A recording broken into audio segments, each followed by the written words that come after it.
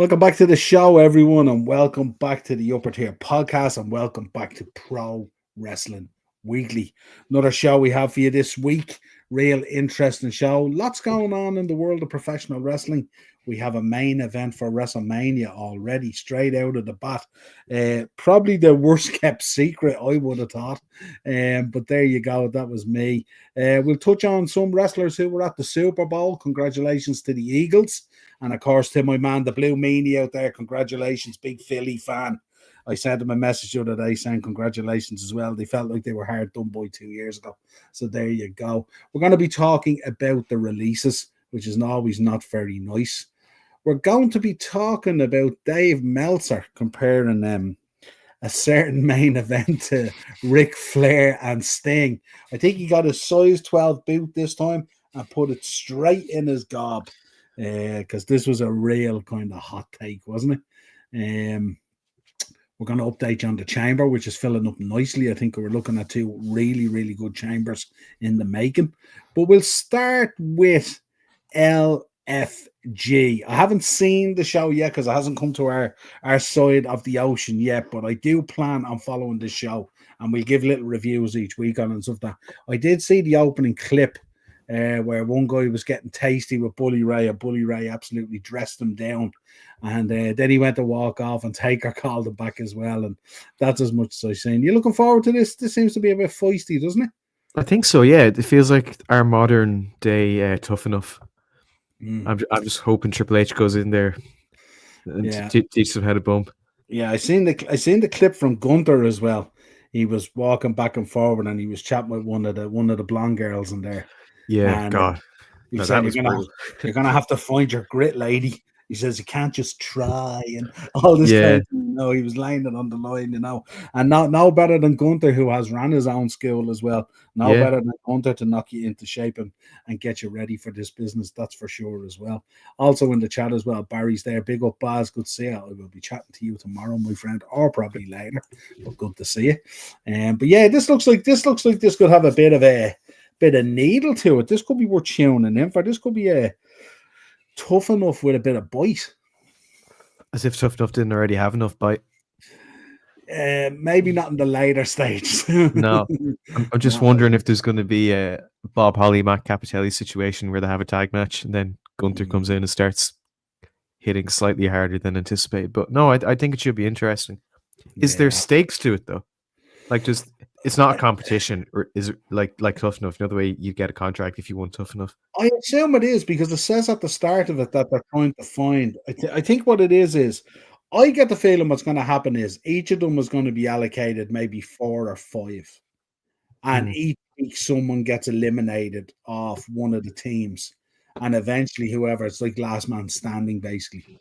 Yeah, it'd be kind of cool if they did it like the UFC, and then maybe the last two maybe get a dark match at WrestleMania or something like that, or the Raw after Mania. Or something. Like what they did with Tough Enough, you get a UFC kind of fight, So that could be very interesting, but we'll have to see how it develops. Just to let people know as well, I don't know if you've been following this as well. Dark Side of the Cage, really, really, really good. I think I mentioned it to you. This week's episode was Nick Diaz, really, really, really good. Last week's one was The Ultimate Fighter, really, really good as well. So yeah, well worth watching. This is good. The boys are knocking it out of the park in this one. I was a bit hesitant on it. I wasn't too sure what way it was going to go because it's the UFC. But it's really, really good. I told you the first one was Kimbo Slice, which was brilliant as well, and Evan Tanner was the second one. But some really good ones, well worth checking out. Acers is in there as well. Make sure, folks, you're liking the video as well and subscribing to the channel as always and sharing the content. Enjoyed watching New Japan New Beginning pay-per-view today. You must never work. You must never work. How do you get to watch all this stuff? I totally forgot that was on today. The only thing I heard was Evil came back to the Bullet Club and he kicked the War Dogs out, which I think is Gabe Kidd and I think Dan Maloney and someone else. I don't know. But New Japan. The thing is, are they making space for a Good Brothers return? Possibly. They're gone, which we'll talk about. The thing is, I hate staying up for pay-per-views. I also hate waking up for pay-per-views. I don't mind waking up if I'm off. Yeah. I'm just, I hate getting it for college and stuff. So Yeah, saying that they're going it's never international with nice. the Money in the Bank pay-per-view. Be interesting to see where they go with it. The Wonder will they do. highest, it will be the highest grossing Money in the Bank show ever, and by that I mean they will ticket out the bollocks out of it, and then they'll be like, "Oh yeah, look at all the money we made." But it'll be Mm. good. I wouldn't mind. I would say London again, but they had it pretty recently, so I'd say somewhere different. Yeah, well, they took the chamber off potentially Manchester or Birmingham, didn't they? Yeah, So that's and bollocks. Birmingham at the moment seems to be a hotbed for stuff. I don't know if you've seen the Aussie gig that was announced and also Did absolutely you see? insane. Did you see the prices? I read somewhere between. I'm assuming the bottom price doesn't exist. So I read from 150 to 300 sterling. Now I'm thinking more 300 and no 150. So have you Yeah. go on, update me if you've got more information. I think I saw Live Nation put out a thing. I think the cheapest ticket was a seated ticket, and it was like 154 before fees.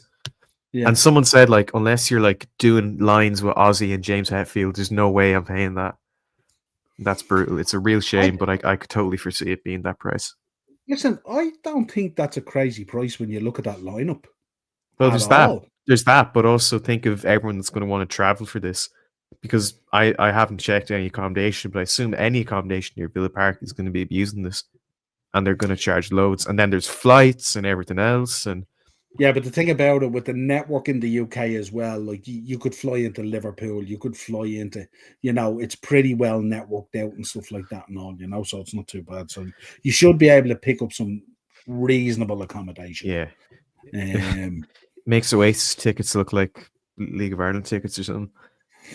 I don't know. Oasis tickets were way more expensive than that and at a fraction of the lineup. Yeah, at least it, You yeah, know, at least it didn't go up. But that lineup, Jesus Christ, it's like a it's an Spotify insane, festival. it's an insane lineup. Yeah, Even when you look down into just the individuals at the bottom, in the bottom print, I'd see any of the individuals on their own. Like, so I think yeah. they're there alongside Sabbath and Metallica and Slayer and Anthrax and all these people. It's And crazy. our boy Fred Durst is going to be there. He is, and He my is. boy Phil Anselmo's going to be there, who I'm seeing in 10 days' time. Yeah, Ian will be all over that. He'll be talking to him about that. But then that is the gig of a lifetime, isn't it? Really. Jesus Now Christ, whether we get the kind of quality that we expect on stage, but to be there and experience it because of the age and everything else, yeah. it's going to be insane. The thing is, Sharon's promoting it, Sharon Osbourne, and she's casually saying Ozzy can't walk, Yeah, but he sings really well. You should come along. And hey, I know he does. His last album was she'll brilliant. roll him out. She's not Yeah. expecting him to dance around the stage. Can you She'll imagine roll him him. sitting on a throne or something like that? Is that one of those gigs? I suppose we're being a bit sidetracked here, but it's no harm because Yes, we sorry. don't have a huge amount to talk about tonight anyway. No. Is that one of those gigs that like people in years to come will talk about saying we were at that one? Yeah. Black Sabbath's final gig. Well, then again, their final was meant to be in 2017. And now they're doing another one here. Back to the beginning, huh? Yeah, but very back to the beginning. But Ozzy is not going to live forever as much as we'd like him to. Yeah. He couldn't do the tour of the UK and Ireland 2 years ago. He couldn't do that festival he's meant to come back at. Yeah, he can had barely do this. pneumonia and stuff and all, didn't he? Yeah, and he was hospitalized and everything and all. Yeah, it was shocking. But I don't know. But just he's such a legend, and I mean that from his work with Sabbath and on his own. Absolutely. And I feel that tour would more than likely be his last. And his health and so much music with such connection to the wrestling. Absolutely, yeah. Yeah. War Pigs has been used a bunch of times for Survivor Series, and do you remember they were on Raw when Raw was doing the Celebrity Guest Year? Yeah, they had Chris Masters flex his tits to Crazy Train. Man, it was just crazy. amazing. Good times. But I don't think if anyone's complaining about 154, I know you're going to get booking fees and stuff, but if you're complaining about 154 for that lineup, that's crazy. We're paying. What did we pay? Did we pay about 70 or 80 for Limp Bizkit coming up in a couple of weeks? In Dublin, or no, I paid like 93. Okay, so you paid 93 for Limp Bizkit, and I know like it's the other tour and the other standing 3 arena. It's a lot more expensive than it was in Ormond. Yeah, but that's 93. So if you think about it, probably for about another, let's say it comes in about 200, say, double that, and look at the lineup you're getting, and you're getting Fred Durst. Yeah, so, can't complain. Yeah. Yeah. There My we God. go. AEW Grand Slam Australia is a record show on Saturday Yeah. afternoon. They have made a total balls of that, haven't they? They have. Grand Slam. They have. Between that and Meltzer's comparisons as well. We're going to be talking about that as well. Looking forward to watching NXT Vengeance Day on Saturday night and Ricky Stark's debut. Yeah, Ricky Stark's out of prison finally, out of AEW prison. Him, Malachi Black, and Miro all available. Let's see what happens. Is Vengeance Day on Saturday? It must be, yeah. Yeah, they normally do it that way, don't they? Yeah, I didn't hear anything about it. Yeah. The only thing I heard about, I heard about the UFC on Saturday, this Saturday, but I didn't hear anything else. Sucks that Zack Sabre Jr. lost IWGP Heavyweight Championship today. Was that to Shota Umino? Am I thinking? Because I saw him with the belt. I hope not, because their match at Wrestle Kingdom this year was shocking, I thought. Yeah. I don't know. Yeah. What a wrestler Zack Sabre Jr. is, though. Right. Let's start. Let's talk Raw. Let's go down through Raw. Bits to go down through here. Jey Uso comes out, kicks off Raw, as you would expect, gets the crowd all hyped up. Everything's going, everyone's yeeting. Out comes Gunther, absolutely bashes the belter out of him. And Gunther's heading off down the ramp. Don't you dare, don't you dare. And Jey Uso gets on the mic and says, I'll see you at WrestleMania. Thoughts? Very good segment to kick off the show. I feel I am growing a hair tired of Jey Uso's long entrance, so I'm happy Gunther came in. Look, people have to get over the fact Cena's didn't win the Rumble. It's been 2 weeks? A week, 2 weeks now? 2 weeks. 2 weeks now. He's going to be in the chamber. He'll win that, I presume. Hopefully. And I was as disappointed with Jey Uso's match at Mania last year with Jimmy than anyone. Yeah. But I think with stakes like this and with an opponent as good as Gunther, they can make it work. The only worry I have is, can they still capture that if he wins? Let's assume Jey Uso wins, which I assume he will. Can they capture that into a worthwhile title run? I don't think so. They're going to have to, aren't they? They're going to have to. The only thing is, it's weird in a way because there's such an array of talent there ready to go at him, and once he wins the belt and stuff like that, so many names there that you can use and put in really, really good storylines. I just hope what happens is it's not another one of these kind of box ticking, face this guy this week, this guy that week, all that kind of thing.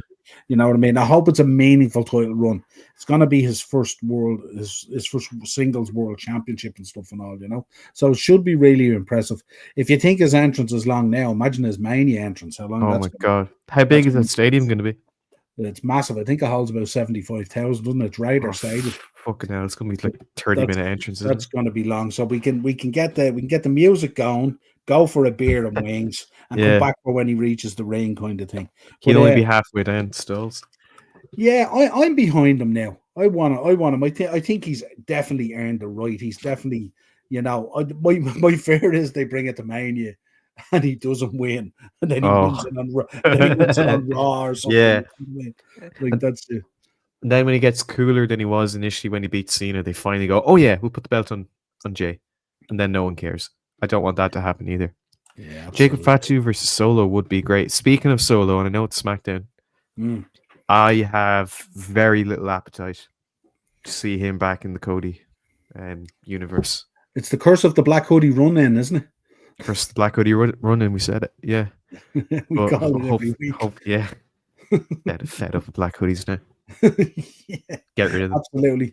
Really nice last night to see Dakota Kai back. And picked up the win in the tag match against the Judgment Day. Felt like a big win for them as well. Yeah, because God forbid the women's division have storylines or Dakota Kai wins. I got very nervous when I heard she got injured. I think we all do, given like her history of getting injuries, but I'm very happy it wasn't severe enough to put her out of action for a long time because she was back here. I talk about cool like Jey Uso. Cool, ice cold.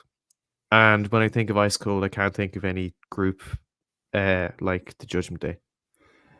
They are rock, like cold as rock. What I think Liv Morgan's a what brilliant. did you make later on in the clubhouse? The call looking for a new member. What's it leading to? Is this the opportunity that they wanted originally with AJ Styles? Maybe, or it could just be Dominic trying to maybe kick Finn Balor out or something. I don't know. Yeah. But it's not like, it's not like getting people. I think getting everyone out at the Judgment Day will benefit them all. Mm. Because I think the act has run its course, and they're just comedy villains. They all lose so much. The only person who doesn't lose is the one with the belt, and that's Liv. And even then, she looks like an idiot. So I don't know what they. Oh my Jesus Christ! There we go. At Elimination Chamber or in the Elimination Chamber? Because I don't want to see either. Then It'd hardly be in it. yeah, strange things happened. What would Cody do then?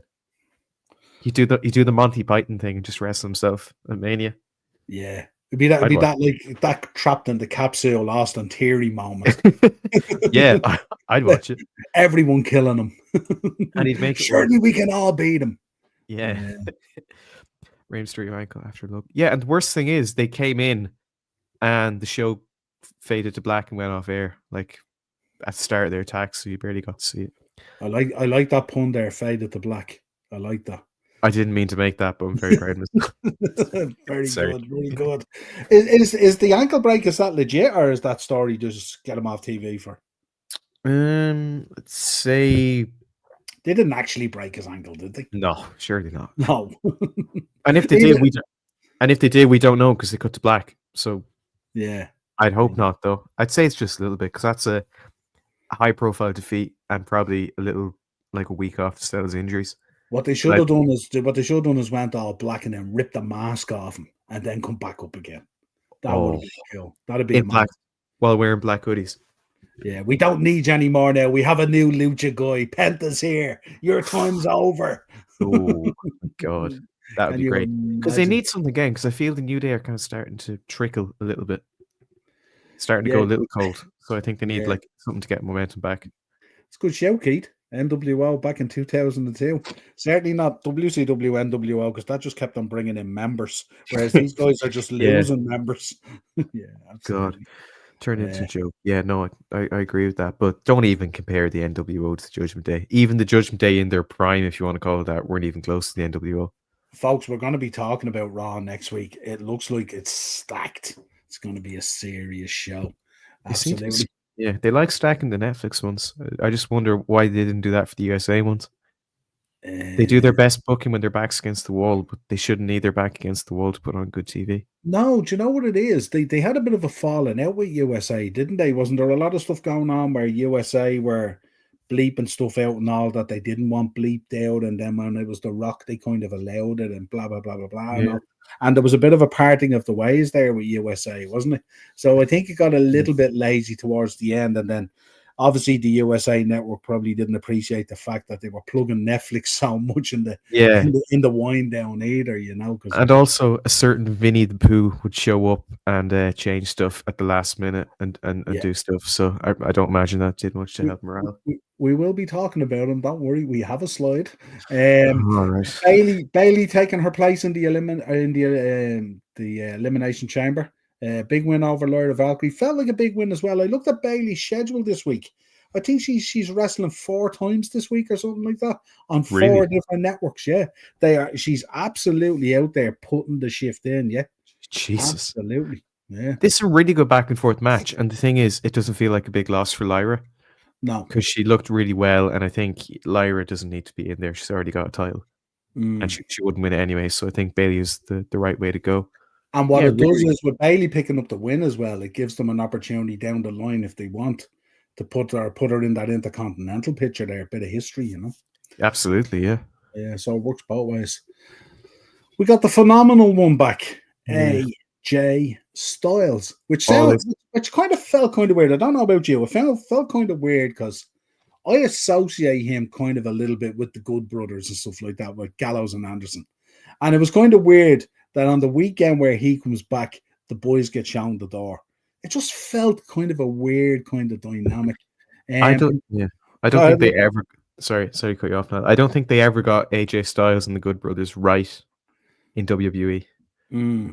when I think of AJ's best moments, I always think of the stuff he just did by himself.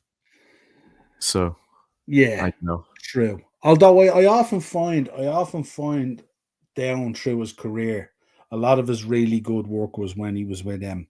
Obviously, when he was wrestling his mates and stuff like that was really cool. But also when he was in factions, it was kind of really cool. You know. I remember this was it his first heel turn in TNA. I remember he grew out the stubble and he grew out the chest hair. And it was like Ric Flair and Arn Anderson were advising him from the 80s, going, this is what a heel looks like. Like, we've never seen AJ Styles with chest hair or with a filthy stubble kind of thing. And he was so fresh-faced, and the next thing he rocked up that week, it was kind of like that New Day dynamic where they've suddenly gone into kind of streetwear and they look like they're about to kill people kind of thing. You know, it was such a move, such a transformation. But he's looking at calling out everyone at the moment, AJ Styles. But it looks like all roads lead to Dominic. So that's the one thing I said last week is I hope he doesn't get involved with Judgment Day. And he is getting involved with Judgment Day. Oh man, I don't know. The sooner he gets out of that, the better. The match with Finn should be good, but I don't have much interest in Hasler and Raw last night. Yeah, McAfee. Did you see the kid getting hit with the jacket? That was crazy. And the way they sold it, a kid has been taken out with a jacket. Yeah, Gunther should be world champion forever.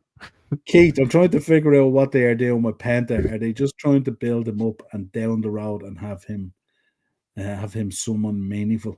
I think what they're trying to do at the moment is they're trying to present him as something different.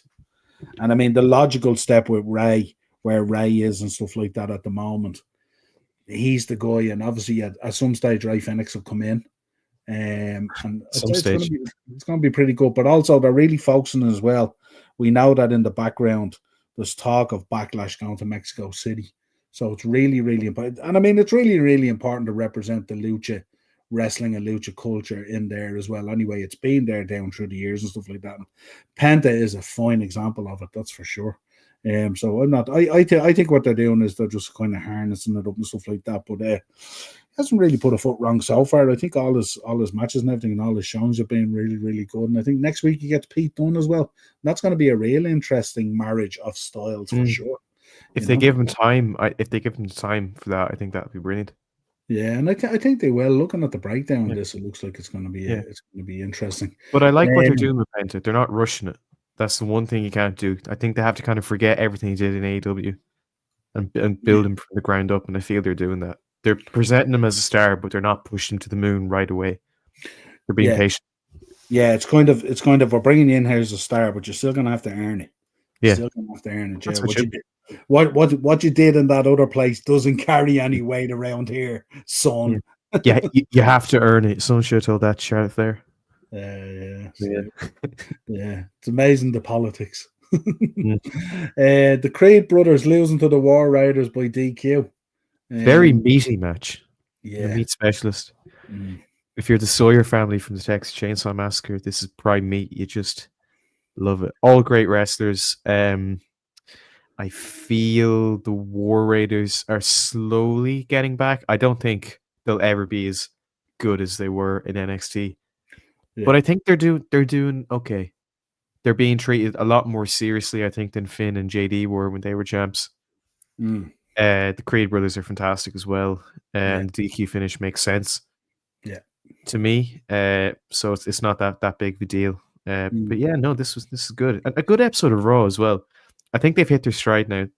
The wrestling in this was really good, but I think this is probably the strongest example of it on the show, maybe aside from Lyra. It kind of feels as well like a World Tag Team Championship match, doesn't it? Yeah, there's a lot in there and stuff, which is pretty cool. And I love, as you know, love Jordan, love Finn. Lost my shit when I saw them that close in person, but they did exceedingly little in WWE with those belts, so it was time to get them off. Yeah, I think, what did we say? 3 defenses in 150 days. I think one of them was OTT. I think no, it wasn't even on the line in OTT. Oh, it was not. No, they did everything with those belts except defend them. Yeah, there you go. Yeah.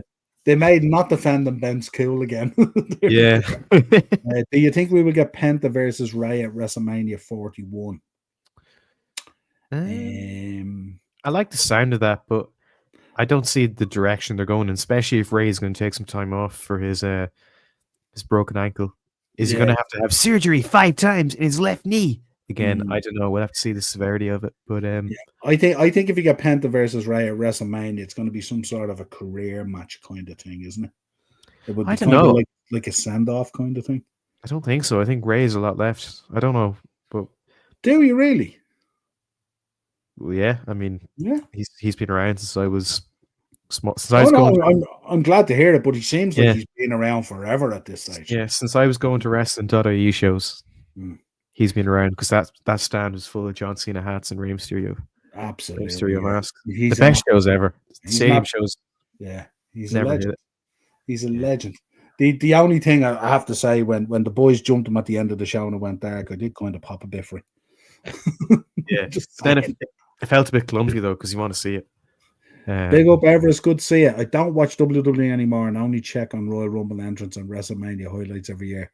I like that this Royal Rumble didn't have any legends, aka pensioners, coming in. Yeah, I think. Look, do you know what the problem is? The problem is, like, as much as we want surprises and we like a little bit of nostalgia and stuff like that, they're so stacked now with talent. Like, you can see, like, with the releases that have happened and stuff like that, they're so stacked with talent and trying to make room. And apparently the background to these releases is mainly to make space for NXT guys to come up, to make space for people to go into NXT. So they really have it down and stuff like that and all. So I think looking at how stacked they are and with the kind of maybe the trajectory that AEW is on at the moment and stuff like that, and you've got more people becoming available and stuff like that, I think the days of getting those kind of things, maybe they're gone. Are very, very minimal, I would say, going forward, Yeah, I would still like them to be there, though. It seems like they don't even bother anymore. But Braun Breaker going to have a ladder match at WrestleMania 41 Intercontinental Championship. Actually, did you see he crossed paths with AJ Styles? I did. That could be something. Maybe if you cross paths with someone else, you could have a multi-man ladder match, 3 people, 4 people. But AJ and Braun on its own would be lethal. Yeah, absolutely. Maybe they could go for one of those Ultimate X matches or something like that. Oh, can you imagine? Now that they're in bed with TNA, why not? Do an Ultimate X. Yeah, I was going to say copyright version. Remember that AJ one with Rhino? Remember he speared him on top of it? Remember, and the platform was so narrow as well. Remember when Rhino bumped, half his back was hanging off the platform, like so big. Those old Ultimate X matches were just beautiful. Yeah. The only thing I'd worry about is if Breaker hits him the way he hit Speed, because then we might lose AJ for another 6 months or something like that, broken ribs or something. That's the. I don't think Speed knew how to fall, so I think AJ would take it a bit better. I say that as a compliment though, because it looked so much more brutal.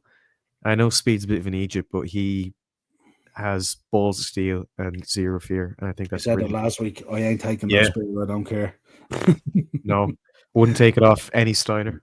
Before, and especially when you've taken that and you're going, okay, that's it now, grand. And then someone picks you up, throws you over the top rope down onto lads, and then another guy picks you up and flips you over onto the announcer's table. Yeah. This was Daniel Puder levels, wasn't it? And Speed didn't even do that wrong, like no. Well, he did. Well, he vlogged backstage. Yeah, which could be. I don't know. I heard someone say that he was going to accidentally like expose some of the surprises or hang around backstage, but he didn't, thankfully. Everest, AJ versus Daniels versus Joe, those X Division triple threats. Oh, my days. That's loved LAX. Good Lord. LAX were so class, weren't they? Homicide and Hernandez. Yeah, unbelievable. Yeah. And how athletic was Hernandez for his size. And Homicide's such a legend as well. Absolute superstar.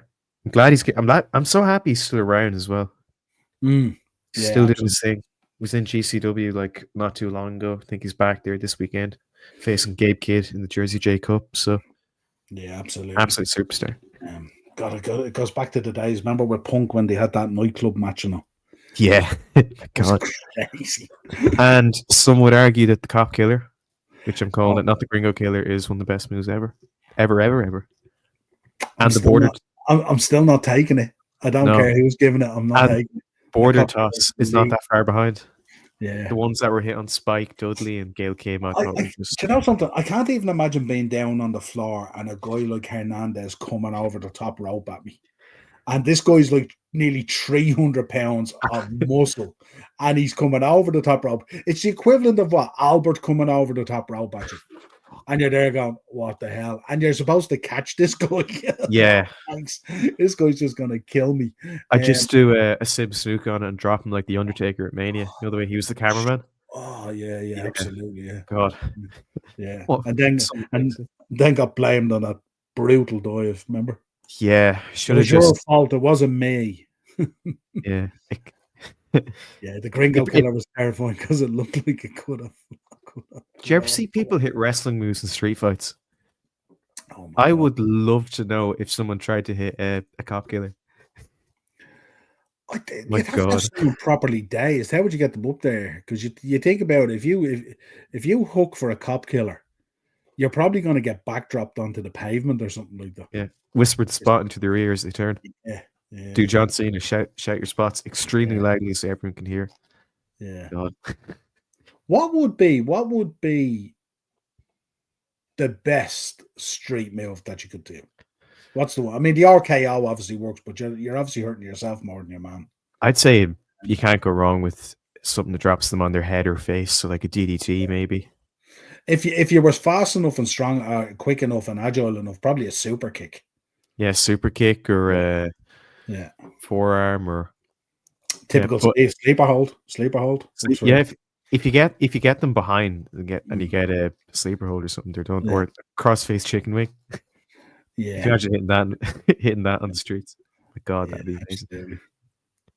Gringo Killer would be my choice, though. There we go. Hang on. Do you think we get main event push for Braun Breaker after Mania? I'd say he will lose the title at Mania.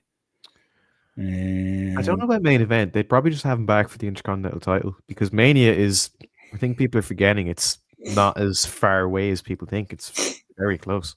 Well, we think it's over 8 weeks or whatever now. Or yes, something like that. What did say last week? 77 days or something. Something like that. Yeah, April, like middle of April. I'm going to be. Fernando's in Canadian Destroyer out on the street. Oh, on the tarmac as well. Oh my God, Canadian Destroyer. Remember little Petey Pump? Petey Pump. He probably is the best Canadian Destroyer in the business, doesn't he? He must be so upset at how that move has been bastardized. Yeah, because when he did it, it was just yeah.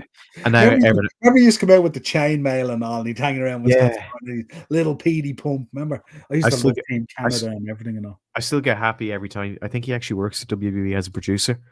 So when there's a mild inconvenience and all the security and crews have to pull him apart, he's always there. So it's always do the vice grip. I think actually I can't remember what the channel was called. There's 2 MMA fighters, or you know what's up, and they did a video testing whether WWE submissions are real or not, and then they did an alternative submission like that was an actual MMA submission, and they did the Anaconda Vice, and turns out it was bullshit. I can't remember why, but apparently it's not actually like you can do a choke, but all he does is like kind of just hold the hand here.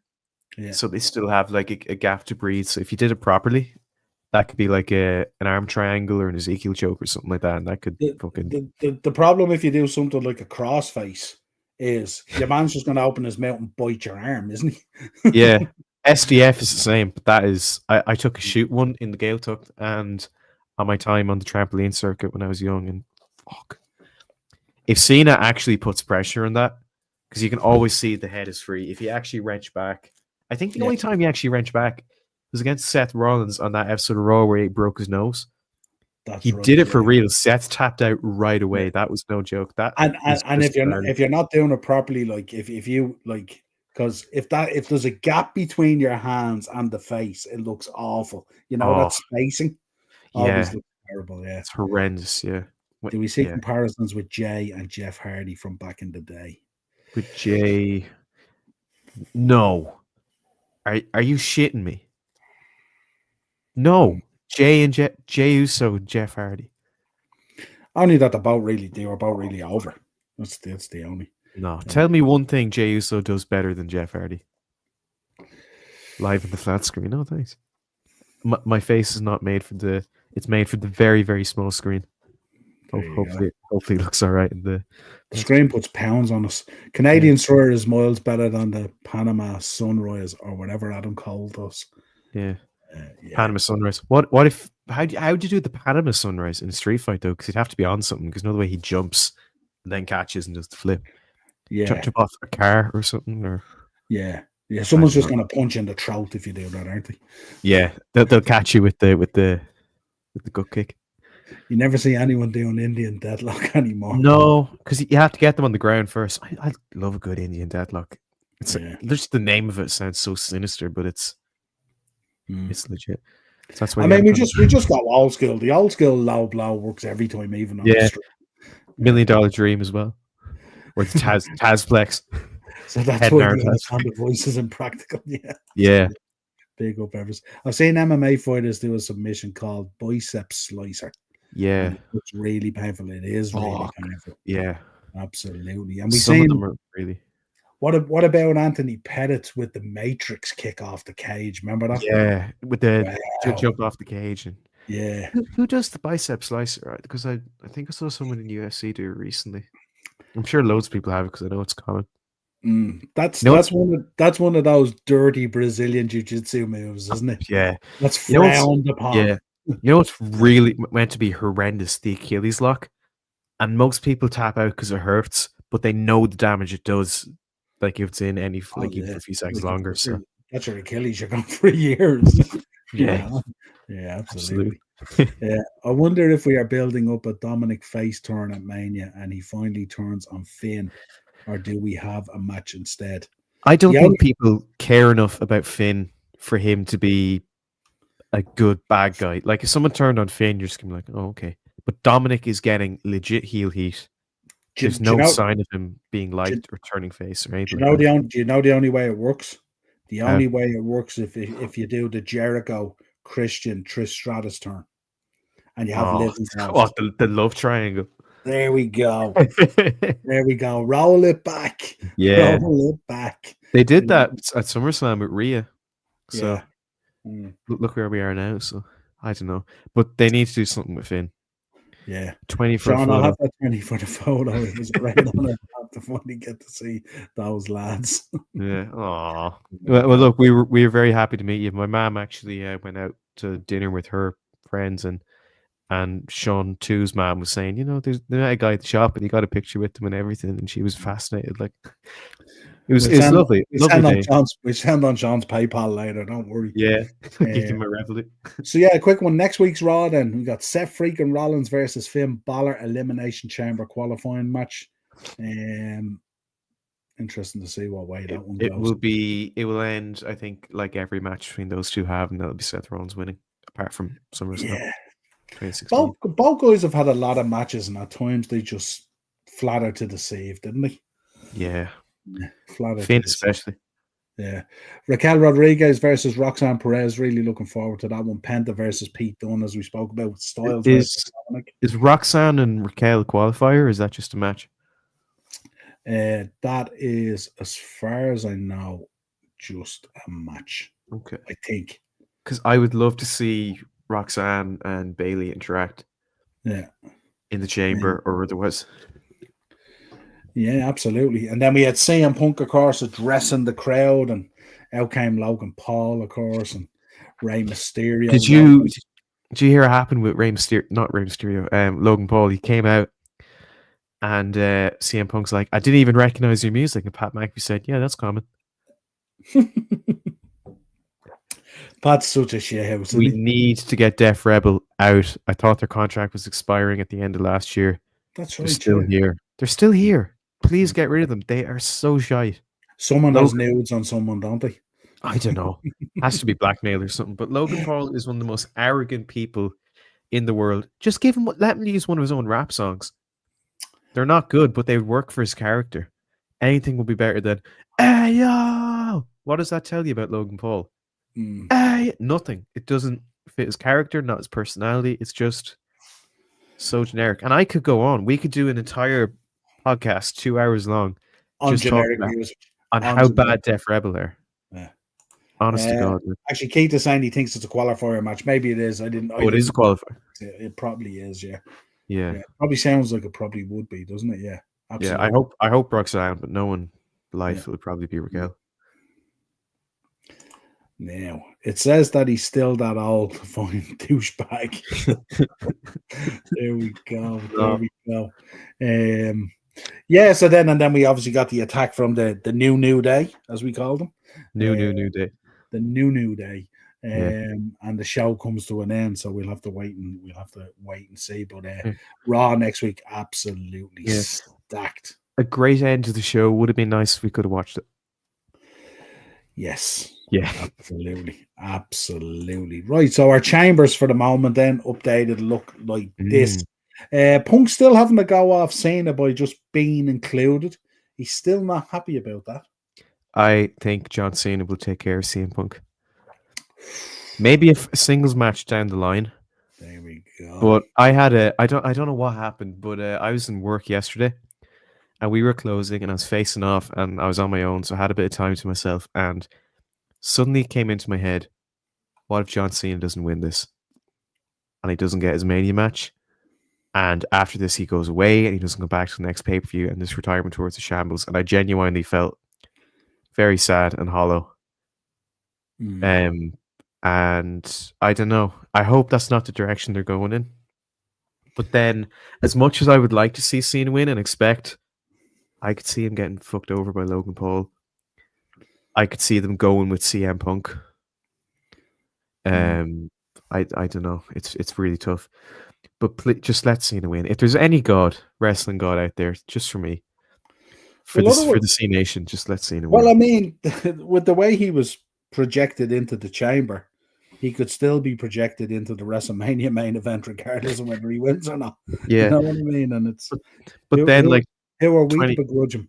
Yeah, but then 20 years from now, I don't want people to say, so what was the John Cena retirement tour like? He lost his first match. He was never around. Lost his match that meant to get him into Mania, and then he still won the match at Mania. It doesn't sound like a retirement tour that is full of earning things and respect, and it just sounds like stuff was handed to him. But I like the fact that he's in the chamber means he's going to have to work for this retirement tour. It's not just, hey, John, thanks for everything. You can win the Royal Rumble and then win Mania and do this and this and this. Are we calling it as well that he's going to start the chamber match as well and he may not be in a pod? That they really get him to work for it? Oh, my God. I don't... It's kind of hard to predict. I think sometimes when they do matches like the week of Raw or something, where it's like an arsehole against John Cena, and then whoever the babyface is, Punk maybe, and then whoever loses has to go in number one. Yeah. I don't know. What do we think of JDC returning to NXT? JDC. I'm terrible with abbreviations. Yeah. JDC. Flesh it out for us, Sean, and we'll give you I know it's looking at me, but I can't. Yeah, it's absolutely staring us in the mush. Is the New Day evil now? They are 100% evil now. They are very, yeah. Pancake's gone, Booty-O's gone, Trombone gone, everything's gone. Yeah. They just took the piss out of Big E, who broke his neck last year. Not last year, was it 2 years ago? Yeah. And they had a New Day celebration, like 10 years celebrating the New Day on Raw. And Big E said it was like one of those talent shows, wasn't it? Where you come out and then you walk through the curtain and you come out as someone. I was thinking of the New Day the other day on that ramp at WrestleMania 33, I think it was. And the Hardys came back and they're dancing and the colour and everything's shooting off and hitting off. And then I'm thinking you walk back through the curtain and then you come back out the curtain and you're like the Powers of Pain or Demolition. Yeah. What a difference 8 years makes. Oh, yeah, but they're very, very evil, and they turned on Big E. Big E said, I'm not going to wrestle again, but I want to be your manager. And then they said, no, piss off. It's Pink Panther Peter he looked scarily thin. Didn't he? Do you know something? A lot of people were commenting on that, and I turned around and I thought, I wouldn't mind looking like that when I'm his age. I don't think for his age he looked that bad. I think he's dropped a whole lot of weight, but you can tell there by looking at him, he still looks in good nick. He's just Yeah. not jacked to the gills. I mean, the guy is what is he now? Is he 80 or something like that? Something like that. He's heading that way anyway. So, like, I mean, there we go. Hang on, we'll have to come back to this. Fandango. Johnny Dango. Is that his name? Is it not just Yeah. Dirty Dango or Fandango? Yeah, yeah, there we go. I always loved Fandango. Yeah, Always loved absolutely. Fandangos. That's brilliant. Very Yeah. interesting to see where that goes. Yeah. Shane looks great, Nick, doesn't he? He looks exactly the same. Yeah, yeah. And I it will was say, it was a bad angle for Shane as well. yeah, I actually I really like Shane. He's probably, I've heard people say he's probably the nicest McMahon to work for alongside Triple H. And that when he came back at Mania 2 years ago, it was funny, but also really, really sad. Mm. And it's a shame. So hopefully he can. Yeah, but there was huge representation there, wasn't it? There's Taker there, no doubt he has the JD and Coke, I would imagine, or Taker whiskey, whatever it dressed as Happy Corbin, as someone on Twitter pointed out. There we go. Or like. not so happy. He always carries a bit of a scowl, our Taker, doesn't he? Yeah. Swerve was in there, Swerve's house. He was in there with Mercedes Monet, the CEO. And then we had the Doc hanging out with the Bellas, who the Bellas are on the way back. The WWE have the agent Bellas doing a little bit of groundwork on the Britt Baker situation, seeing what could be done. And then, of course, Tony Khan, now they had a box there, obviously huge connections with the NFL, with the Jags and stuff like that. And also, can you imagine Tony Khan meeting either Britt Baker or the Bellas, Shane, Undertaker, or Vince in the bathroom or something, or on the way to get food? Must have been very awkward. And also, congratulations to the Eagles. I will admit, I don't care about NFL, but my dad and my brother do, and they're huge Eagles fans. They were very disappointed that they lost the way they did last year and that they got so close. They were stoked that they won this year, and they deserve it because we have a lot of great people from Philly. We have the Blue Meanie, ECW as a whole. Philly's just a great city. It's just a sporting city. It's unbelievable. We were there for Royal Rumble 2018, and it was unbelievable. The fans are insane. Honest to God, that's one of the best Rumble matches of the modern era, I think. The men's one was just stellar. Yeah, possibly. The bow winners were cool as well. Asuka and then Ronda coming out, and then the next night we had Cena on Raw, and he came out and he goes, even though I'm a Patriots guy and Tom Brady and all this kind of thing he goes, and they gave him huge respect. They turned on him first, and then he got them around. Started talking about the Eagles and everything else, and also it was pretty cool. Can you imagine telling that ECW crowd, I know it was New York, but mainly Philadelphia crowd, that in do my maths, in 12 years from now, you're going to be cheering this man. They'd probably laugh at you. It's amazing how Cena is. It's amazing how we all like John Cena now. You've totally forgotten about those dark years.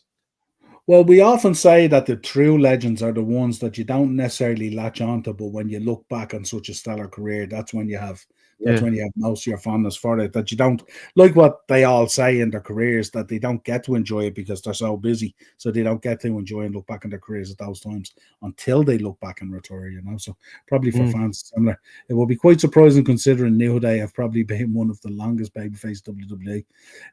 They are on a tear. No matter what happened backstage, off screen, personal life, and other things, John Cena was one heck of an entertainer after The Rock left. One of the best sports entertainers on the planet. But I will say some of that stuff in 2010, like his improv and comedy and stuff, was pretty shocking. Yeah, but he's redeemed himself. The problem is you can only go with the cycle, can't you? Like once the cycle turns, it's very hard to change it until it comes back around again. This is interesting now, the way Ace was saying about the favor. Punk will win the triple threat match at WrestleMania 41. Then Paul Heyman will activate his favor and insert CM Punk into Cody versus Cena. Hey, interesting. Interesting. Yeah, so that means Punk wouldn't win the Chamber then, surely. Yes. Would it be? Yeah. So it has to be John Cena, surely. Please. You're going to have to sell me on the fact that Paul Heyman would have the power to inject someone into a WrestleMania main event as well. Well, he was with the Tribal Chief all that time. Yeah. And Punk joining the Bloodline at at Survivor Series was in what I'm trying to say. In return, he said, "I'll do you a favor." That was a big deal for Punk to do. So I think a big deal would be something like that. We'll have to see where it goes, but I think that could be very interesting because he killed two birds with one stone: the Cody match and the Cody Cena match, and the Cody Punk match. Was great. Yeah, true. Yeah, the only thing Everest about that is, I wonder, are we saying the real Vince McMahon, or have they got him somewhere in cryo, waiting to be able to transplant brains and heads and all sorts of stuff? Yeah, I don't know. He looked all right, I suppose. Yeah. City 1, Madrid 0. Haaland with the goal. There we go. Did you know that there was an aggression error back in 2000 in the WWF before Ruthless WWE Pro Wrestling 101? There we go. Is Britt Baker and Adam Cole still together? They aren't. They couldn't be any more apart, to be honest. Yeah, unfortunately. Absolutely. Adam Cole went this way and took all the AEW locker room with him. No, I don't think they are still together now, Sean. They're definitely not. Seriously, if there's a Bellas match at Mania, they will be my piss break match and a power nap as well. Go away, Heat. Sean won't be happy with Sean. Will be back next week to challenge that comment. Gotcha, Sean. Yeah, Sean too. Key too savage. Will Smith did Fresh Prince of Bel-Air for Super Bowl. Yeah. When are we getting Limp Bizkit doing Super Bowl again? Can't come quick enough. I was thinking, I know they do like the performance at Mania. Do you think there should be not a halftime pre-show, but a mid-show pre-show? I think it's a horrible idea. It would add to the length, but just when I was watching the Super Bowl, I was thinking of it. I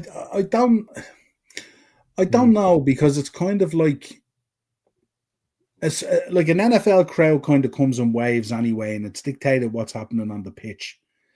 With wrestling, if you're not careful, you can very quickly lose a crowd. We seen it last year with between night 1 and night 2, and I know it was cold, but if it's kind of like, if it's not going your way, and most of the crowd don't tend to be divided at wrestling. So, like, you would think most of the results, like, you would think going into the Gunther match, most people would want Jey Uso to win. So there might be little pockets of Gunther fans that are there a bit upset about it. Most people want Jey Uso to win. So there's not that division there where you can bring half the crowd back up and the other half back up into a crescendo type thing. So I think when you do take breaks like that, I was at 25 when Kid Rock did his thing. Now, I have to say, I don't drink a lot of lager. I'm normally a cider drinker, but I drank a lot of Budweiser that night, and it wasn't good because I actually thought it was cool until I looked back on it. I think I've told you this story a few times. Yeah, sure. Budweiser's rotten. I like Kid Rock's music, but he is a complete gobshite. Like, couldn't find his arse with 2 hands kind of gobshite. Yeah, absolutely. John Cena, US champion 2015, was my favorite version of him. I think that's really what turned people back on him properly, like adult and older fans. So good though.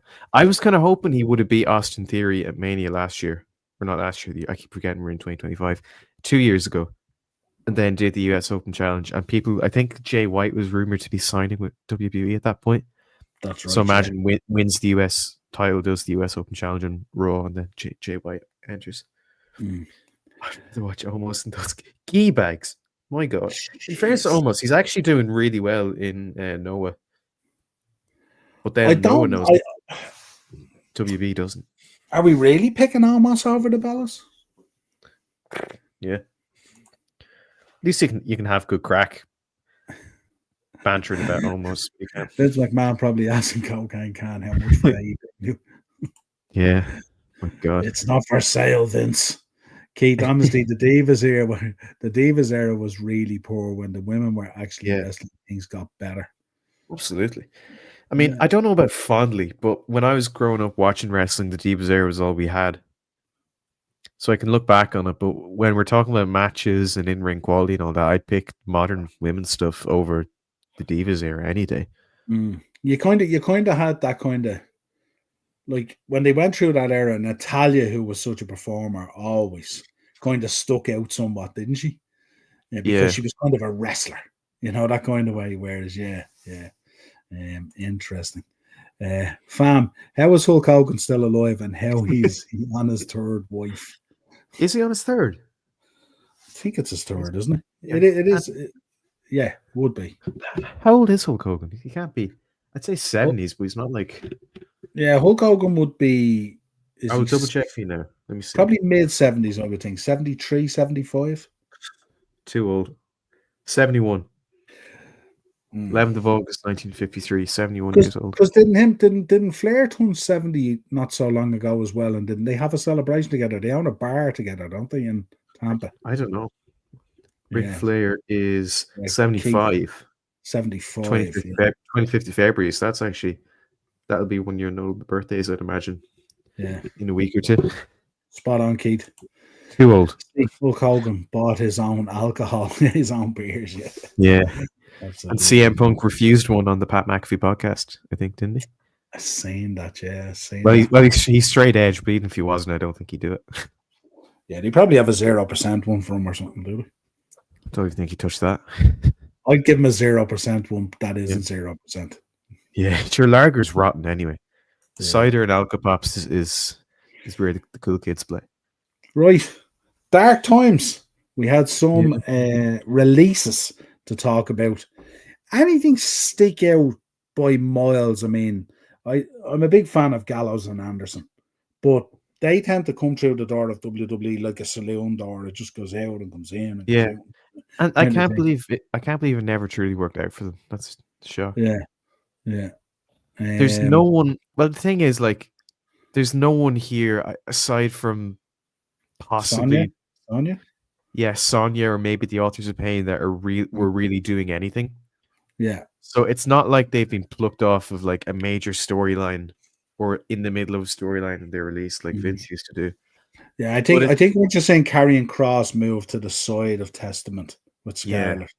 There was something on I much prefer the kind of manipulative character he's doing now rather than the Final Testament. Yeah. Because it's amazing how they had great people. Authors of Pain. I think I said this before. Authors of Pain were class with Paul Ellering. And when Paul Ellering stepped aside, they became shite. And then Paul Ellering came back with them and they were still shite.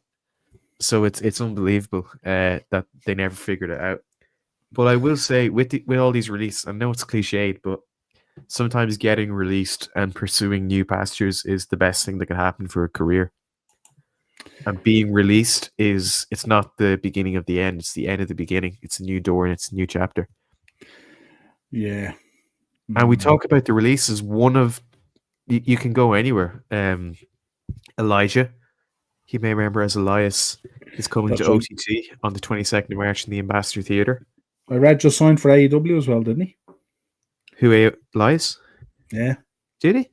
Apparently he just signed. I seen something the other day that he was all elite. I didn't hear that. Oh no, actually he did the video package with the Righteous. Yeah, but he was really solid in ring and he has a lot of talent, so great for Elias. But Electra Lopez of Legado del Fantasma. Legado del Fantasma are pretty cold, but I don't think Electra Lopez is the issue with that team. So it's not like she's the appendix that they need to get out. AOP getting rid of Paul Ellering as well. That was just kind of the cherry on the cake, I think. Yeah. Cedric Alexander. Blair who would come up from NXT. Yeah. I would Blair, yeah, but they weren't. But then the thing with Blair was I think she was like rumored to get a push. And then people on Twitter were saying that, and then someone said, yeah, push out the door, which I thought was a bit harsh, but yeah. But she's really good. Sonya Deville, I mean, was never crazy about her. Pure Fusion Collective, I think, were probably one of the worst things Triple H has done. Giovanni Vinci, I think he's so talented. But when he got kicked out of Imperium and started doing like the gimmick where he lost like in 2 seconds, I could see the writing was on the wall. I read a story on him the other day that apparently they had a lot of creative lined up for him and now he's gone. That's so shit though, isn't it? Like you can prepare and be told like stuff is coming and then the rug can be pulled from under you within a second. Yeah. It's really bad. Isla Dawn. I'm shocked about Isla Dawn. Because the Unholy Union, I know they're not doing anything, but they're in the tag division. Yeah, And I don't know why just either. and they look a little bit different, Yeah, like, you know. yeah. But the thing, like I say, all these people are talented. There's future for all of them, whether it be in the wrestling business or not in the wrestling business. Yeah, Like Cedric Alexander, by the end of 90 days, I very much expect him to be hurting people, in the if you know what I hurts. mean. Yeah, Yeah. absolutely. Yeah, I could see any of these people pop up in indies, maybe TNA. TNA is an option now. yeah. Getting released from WB is not a death sentence now because we have all these alternatives. There's AEW, Mm. there's Ring of Honor, there's Major League Wrestling, Now with there's New now with Japan. now with the partnership, if you're releasing WWE, do you think TNA is an option? Absolutely, yeah. And Yeah, there's a you chance still you can think? still pop up on an NXT show or WWE show if you get released. Sean's got Sean Bros OT Wrestling booked on open shows. Great knowledge. Oh, thanks. Mhm. Yeah, I think Joe would avoid me and Sean with haste. We'd be too busy sitting in the front row drinking cider than setting up lights or setting up the ring or or anything like that. Any famous American wrestling in New Japan these days? David Finlay. There is loads more. I can't think of any off Well, the top of my not head. necessarily American, but they always kind of bring Yeah, Kenny over for shows as well, Kenny Omega, yeah. and People they come in. bring people in. Yeah, Yeah, people come in all the time, but I don't think there's any. Not I don't follow New Japan too much. I only really keep up with it for Wrestle Kingdom, and I hear the odd thing. But yeah, they fly people in and have people at shows, but I don't think there's anyone like consistently there that's American. Not that I know of, anyway. I'm gonna look it up after, and there's gonna be like 20 people I forgot about, but I don't yeah, think so. Keith, I'm waiting for. I just spoke to Sean off camera about this. I'm waiting for the episodes to become available. I'm going to start watching it and follow it. Some of the clips look really, really good, so should be interesting. But yeah, we shall follow it and see what it is. Sean, wonder will Luke Gallows go back to being Festus? Oh my god, I hope No. so. Even just for like a talking shop skit somewhere. Mm. Those talking shop shows he did with them during COVID were class. Like, do you remember It, the mask and a pole match and the ball for a ball match? And if you want to be entertained, right, go back and look at the podcast that Cliff Compton did with what's his name, Punk's ex-mate, who did the podcast. I can't remember. Cole Cabana. Cole Cabana, yeah. He did a podcast with him, Cliff Compton, and they were talking about a tour down in South Africa, I think it was, or in Africa, with Gallows. And Gallows was on the tour and getting locked into a hotel because the king of this village where they were doing this show actually thought pro wrestling was real. Oh my god. And they were refusing to lie down. I think Gallows was facing in a match this guy who's the king of the village there in Africa, wherever it was. Mm. But Gallows was refusing to lose. And a riot broke out, and they were like, they wanted to petrol bomb the hotel the boys were in, and it's an unbelievable podcast, but it's incredible. Cole Cabana, Cliff Compton talking about Luke Gallows' tours in Africa. It's insane, Yeah. insane. I love. They had to be snuck out of the country. Apparently, their lives were actually in danger. And look, Cliff Compton's crazy. Yeah, I love Cliff Compton. They remind me of the Puerto Rico fans, the South African fans. What you're telling me, they used to go fucking. This sounded exactly like this. Yeah. This was like the whole village came together to oust these guys. And I think at one stage, I think Cliff Compton says, a Gallows thought he was going to be tied to a pole and burnt to death and all this kind of thing and stuff like that. It was, and like he was legit about it. He says, we were in fear of our lives. My God. Crazy. It's crazy. Who was that other guy that came with Festus? That was Jesse. And honest to God, I could Google it, but I've no idea. So I didn't know of him beforehand or after. Mm. I need to hear Biscuits and Gravy on an indie show somewhere. Just one more time. Absolutely. Folks, what did we make of this? Obviously, Acers earlier mentioned this show. But this Dave Meltzer compares the upcoming Mercedes Bonet versus Harley Cameron match at AEW Grand Slam Australia to Ric Flair versus Sting. Now, I know he kind of backtracked a little bit from that and kind of explained his thinking on it. I can't believe why.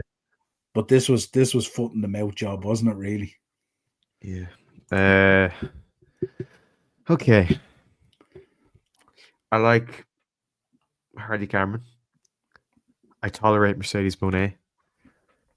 This is not on the levels of Ric Flair and Sting because it's not a big match as big as that. It's certainly not on the scale of that.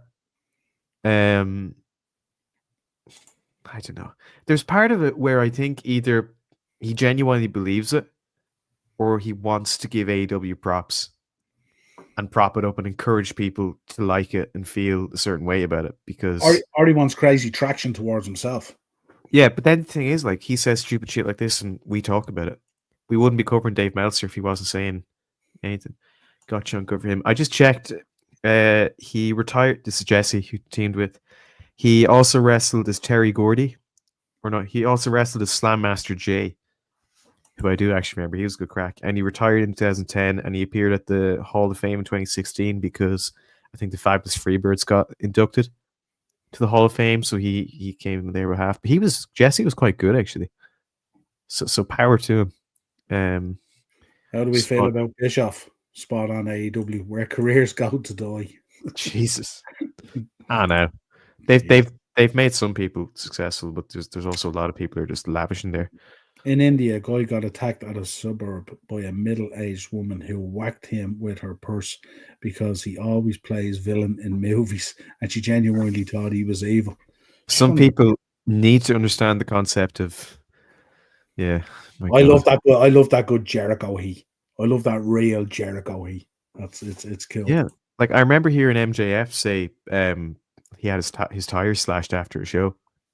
Remember Jericho came out of a show in Canada, remember, and some chick spat on him and he clattered her across the face or something, didn't he? She there was that. To spit on him or something, yeah. And do you remember, I can't remember where, it might have been Sweden, I'm thinking of. Or it could have been Germany. It was the European tour anyway. Jericho apparently spat on the flag and like stamped it out like it was a cigarette and threw it away, and he got fined and suspended, and like the WWE had to apologize to the government. No, that was Brazil, wasn't it? Yeah, it might have been Brazil, European, as far as I know. Yeah, it was Brazil. Outside of America. I did see Enzo, and did you notice how over he was with Big Bill? Never forget. You know, you can say what you want about their in-ring ability or how you feels them, but there was no one like them at that time to whip up a crowd. And I think they should get it. And I think they absolutely deserve a second chance. Because Enzo's actually okay in ring. He's not a ring general. I wouldn't want him to lead a match. I wouldn't want him in the G1, but he can work. So you can rely on him on being able to work. And Big Bill, I think his transformation to Big Bill and the fact that he's like overcome seizures and became clean from alcohol, it's so unbelievably inspirational and motivational. And I would really like them. I know Big Bill's in AW, but I'd really like them to get a chance again, especially Enzo. There's always a place for guys like that on the card. Yeah, you know what I mean. It can't be all just a certain thing. You know what I mean. And Enzo is a sports entertainer, and the industry has shown that there is a lot of space for people like that. The only problem about Enzo being a manager is he would overshadow whoever he's managing because there's not too many people are going to compete with him on the mic. No. And at some stage, the team has to talk. My main problem with AEW is there's too many near falls and the shows are too long. 5.5 hours for AEW Full Gear is way too long. No, I agree. They're really tough to sit through. But then I hear people argue, like, if you paid for a pay-per-view from AEW and they don't do them often and it's a short show, like 2 hours, you'd be fuming. I'm like, well, yeah, I can understand that, but you can sit through it and watch it. What about if they did it over 2 nights? I think that would be much better, but there's every chance it could clash with something. It could clash with WWE or UFC or anything else. Yeah. But it would help, I think, to alleviate the length. That's why I much prefer Mania being 2 nights. Mania as a show has always, when it was 1 night, it's always been too long. So thanks for joining us. Sleep well, Everest. Good chatting to you, brother. It's always been way too long. So cutting it in half and having 2 nights allows the card to breathe, allows people to rest and not get totally burned out. Because at the end of WrestleMania, 1 night, you are on the floor tired. You have to get up for school in 3.5 hours. And then you feel a slump. Yeah. The other thing is if you slice it in a certain way and you break it in a certain way, you can elevate the stardom of certain wrestlers as well. Yeah, Because you have like 2 main event opportunities or 4 main event opportunities if you take in the women's and the men's and stuff like that and all. So absolutely. if you do have a stacked roster, because I find sometimes with the AEW shows, you might be interested in the Adam Cole or the MJF, and then you're kind of waiting to get to the main event.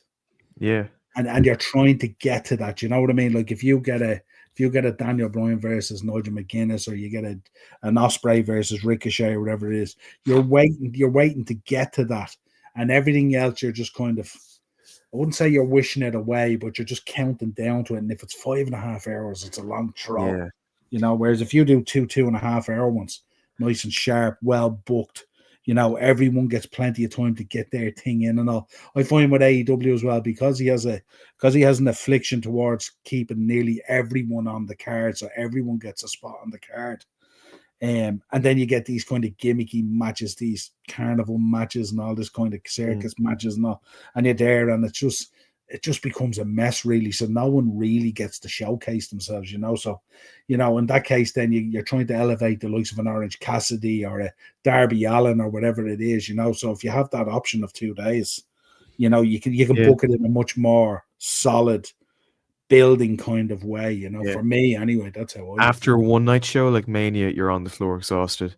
Yeah. After one night of Mania, you're stoked and you can't wait because there's more tomorrow. That's what totally hooked me on Mania, and I think AEW should consider that. And if not do that, just there's so much fat. It's like a piece of steak. There's meat, but there's so much fat. Trim a bit of the fat, just so there's such less excess, and have breaks, because at least WWE, people give out about the ads. When those ads are on, you can go toilet, you can get a breather, get food, whatever. With AEW, it's match, and that can tire out the crowd as well. So you can get yourself invested in every element of it. Yeah. So it's pretty cool that way. Yeah, I don't know, Keith. Keith, you know what the problem is at the moment? The problem is they've such a stacked roster with so many legitimate stars there now, plus this flood of other stars coming up. Like, how do you do SummerSlam now in one night? Yeah, I think you say other events is 2 nights. I think the only other event aside from Mania that I could see going 2 nights, or that I could understand going 2 nights, would be the Rumble. I think that's probably the best thing to do, especially now that they're doing the women's and the men's. But yeah, but then again, as I say, at the end of one night of Mania, you're knackered. At the end of one night of a 2 night show, you enjoy yourself, you're excited, and you're looking forward to tomorrow night. Yeah, and if you can do it in a certain way as well, they do it very clever, where some of the stuff they book on night 1 feeds into night 2. Yeah, you got to come back. And also, when you're talking about business, holding 2 shows will make you more money than holding 1 show. Yeah, and it probably means as well that money also trickles down into the roster as well, because obviously it helps them as well, But I'm not against it at all. Samantha Irvine just that she definitely wants to return to WWE. I'm not sure. I know she has her song releasing this week or something like that. I think she put something up on Twitter this week or next week or something like that. But I like Samantha a lot, though. But I would like her to come back in some form. Keith Lee is back in AEW. Keith Lee as well. God, I really want him to come back and succeed, because I love Keith Lee. He's just the best. Yeah, absolutely. Right, we take a little bit of history, will we? I think so, yeah. Right, so let's start then. 1984, Tito Santana became the WWF Intercontinental Champion in Boston with a win over the original Rock, Don Morocco. What a wrestler. All right. 2007, TNA Wrestling's Against All Odds pay-per-view took place at the Impact Zone at Universal Studios in Orlando, Florida. In the main event, Christian Cage retained the NWA World Heavyweight Championship against Kurt Angle.